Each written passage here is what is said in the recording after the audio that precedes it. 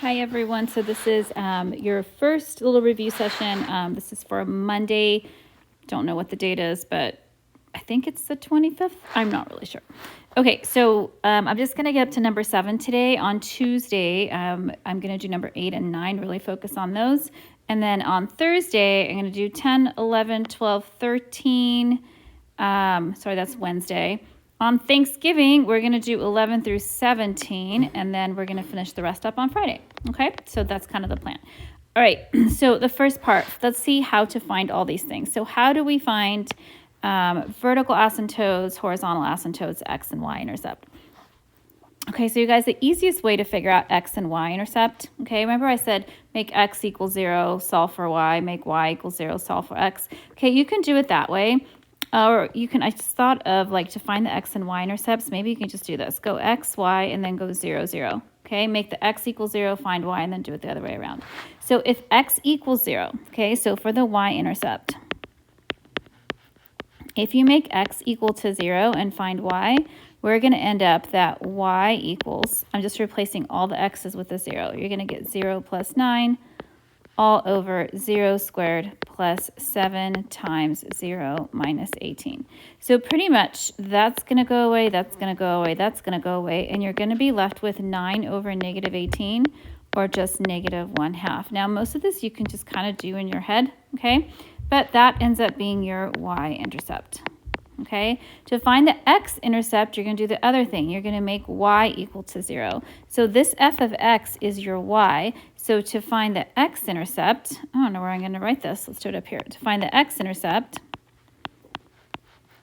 if you make the y equal to 0, you're going to end up getting 0 equals this x plus 9 all over x squared plus 7x minus 18. But remember what we talked about? If you have a fraction equal to 0, it's just pretty much where the top part equals 0. So if I have x plus 9 equals 0, I'm going to get that x equals negative 9. So that would be my x-intercept. So if I plug that in here, x equals negative 9, that would be my x-intercept. This is helpful when graphing because now you have 2 points on your graph, right? Now to find your vertical asymptotes, let's do that in blue. Vertical asymptotes. Your vertical asymptotes is basically where the denominator equals 0. Okay, so let's take the denominator, which is x squared plus 7x minus 18, set it equal to 0. If I factor this, I'm going to get x plus 9 times x minus 2 equals 0. So this time we have 2 vertical asymptotes, one at x equals negative 9 and then one at x equals 2. And then last but not least, we're looking for these horizontal asymptotes. And you guys, these are the ones where you look at the degrees. So if you look at the degree of the top is just a 1 because the highest exponent is a 1. The degree of the bottom is a 2 because the highest exponent is a 2. So here we have that the bottom degree is bigger. And remember, when your bottom degree is bigger, the horizontal asymptote is just y equals 0. Okay? All right, let's look at number 2. So x and y intercepts, let's go ahead and find that. He'll do it on the side here.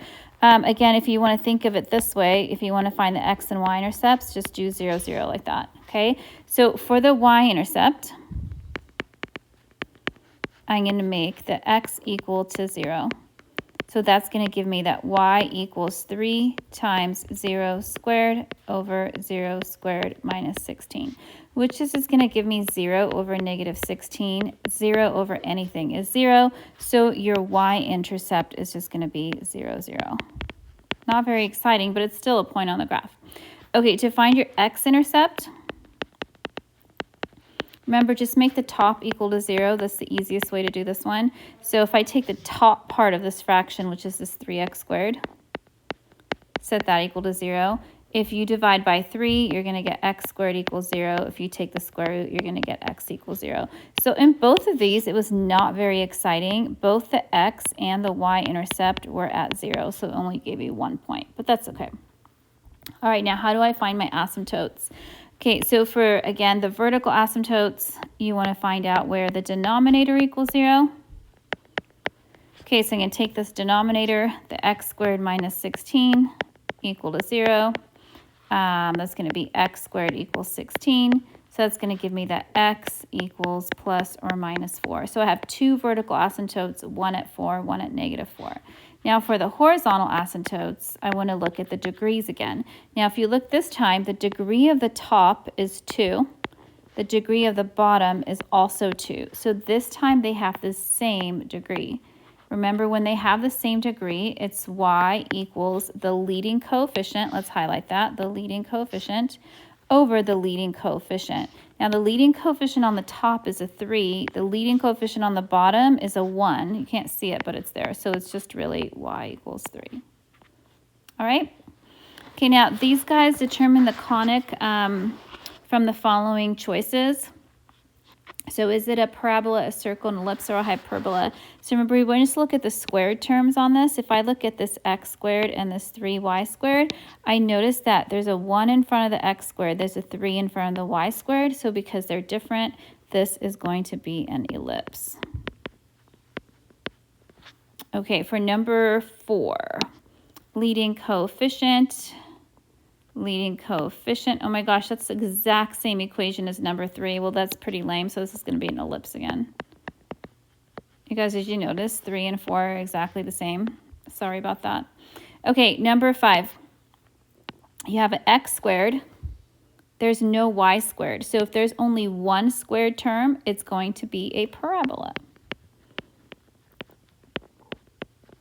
Okay, number 6. Now the problem with number 6 is that x squared and y squared are on opposite sides. So you really want to subtract that over and go x squared minus y squared equals 36. When you're looking at those x squared and y squareds, they have to be on the same side of the equation. So look, I have an x squared and I have a negative y squared. So what I notice on this one is that one's positive and one's negative. When that happens, it's a hyperbola. And then on 7, same issue, x squared and y squared are opposite sides, so let's go ahead and add them over. Okay, so what I see this time, I have y squared with a leading coefficient of 1, x squared with a leading coefficient of 1. They're both positive with the same leading coefficient. This is a circle. All right, so look, I don't even think that was like a whole 15 minutes, so I don't think that was that bad. But you guys, like a really quick summary, okay? So if you want a really fast summary, maybe I'll do a summary on the last page here. I think there's a blank page here at the end somewhere. Okay, so a summary for today. What did we learn today? And this is maybe something that you might want to write down on a flashcard for your test for Tuesday. Okay, so to find the y-intercepts of something, what you do is you make the x equal to 0, and then you find the y. To find the x-intercept of something, you just set the top part of the fraction equal to 0. To find the vertical asymptotes, you set the denominator equal to 0. And then to find the horizontal asymptotes, you look at the degrees. And there's going to be 3 different things that can happen, okay? If the bottom is bigger, so the bottom degree is bigger, your answer is always going to be y equals 0. If the top is bigger, which we did not see today, okay, then you're going to get none. There will be no horizontal asymptotes. And if they're the same degree, which we did see today, it's just going to be y equals the leading coefficient over the leading coefficient. Okay, so that's like the first 2 problems that we looked at. Now, the other thing we saw today was how to determine what it is. So for those questions that ask what kind of a conic is it? What conic is it? Okay, so for these guys, you always want to look at the squared terms. So look at squared terms. Okay, so you're looking at the x squared and the y squared, okay? So here's the thing. If it's a circle, it's going to look something like this. It's going to have like a 2x squared and like a 2y squared. So what do we notice about that? They're going to have the same coefficients, okay? If it's an ellipse, it might look something like this, like a 2x squared and a 4y squared. So in this case, they're going to have different coefficients. If it's a hyperbola,